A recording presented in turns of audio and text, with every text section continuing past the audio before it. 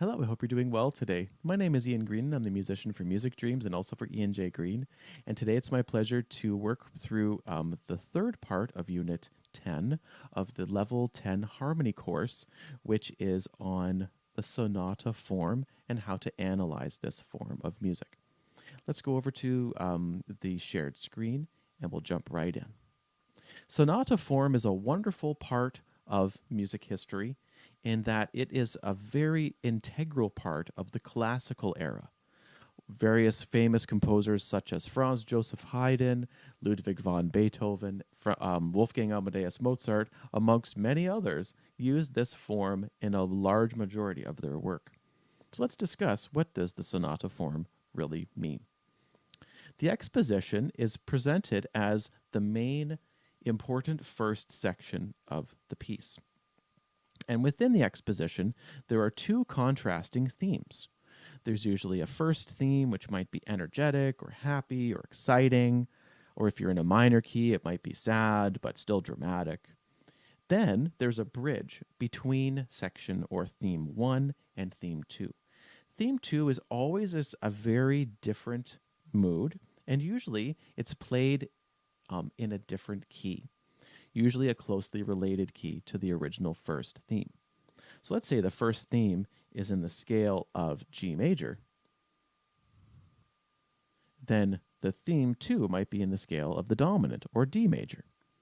And then the bridge is a transition into that new key.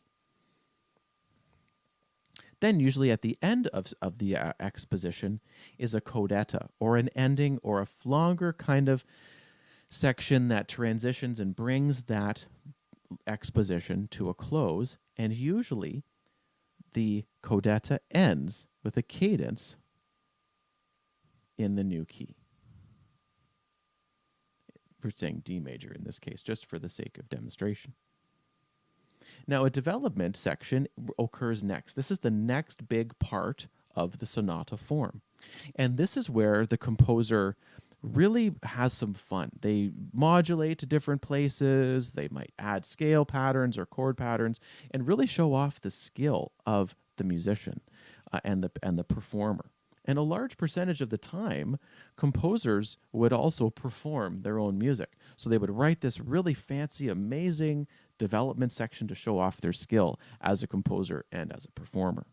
And as a result, there are many different ways that the composer takes the material from the first part, either theme 1 or theme 2, or sometimes the bridge, depends on the piece. And the composer will doctor this up. They'll make changes and kind of deconstruct the music and then bring it up and down and do various very exciting things. Mr. Beethoven and Mr. Mozart and Haydn were all wonderful improvisers and experimenters with the development section. Now, when the development section finishes, there is something called the dominant preparation. This is a section of the piece that usually highlights the dominant triad or dominant seventh chord of the home key to help transition and bring back the musician and also the musical ideas to the return of theme 1. And so the recapitulation is the last main section of the Sonata-Allegro form.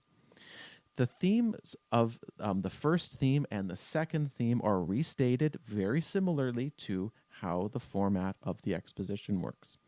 So if the traditional form is used, theme 1 is established in the primary or home key of G major in this case. There's also a bridge to theme 2, but the interesting thing is when we have the recapitulation, theme 2 appears and stays in the primary or main key.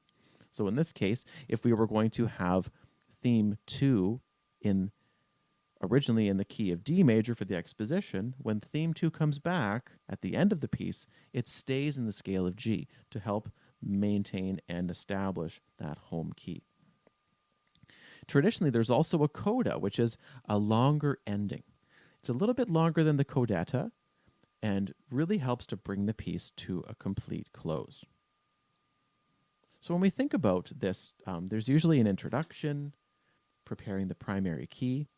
Then we have the original scale in the original theme in the key of G. We have a bridge going towards the key of D, and then there's a 5/7 to 1 cadence at the end of theme 2, maintaining that new scale. Now, the development might go to the key of D, and then maybe the A minor, and then E major, and then back towards the dominant 7th of G. Then the original theme will come back in the key of G in the recapitulation, stay into the original scale of G major for theme 2, and also end in G major with a codetta or an ending final coda that might be a little bit longer than the codetta at the end of the exposition. Usually, the Sonata-Allegro form is performed where the first movement usually follows this format and usually is performed in a fairly fast, robust tempo, such as allegretto or allegro moderato, also known as kind of fast, fast, or moderately fast. And also, there's a lot of excitement and energy. It's the first part of the sonata form and the first part of this major work that the composer wrote. So I do hope that this generalized tutorial helps to explain how to find the different elements within the sonata. Something that you'll always be wanting to look for is, where are the themes? Where's the bridge? Where are the main sections? And also, what key are you in at the cadences at the end of each section? Those will help to give an overview and a broader understanding of this fairly important part of classical theory and classical music. Thank you so much for watching. I hope this tutorial was helpful. If you enjoyed it and like to watch other tutorials on this channel, feel free to do so.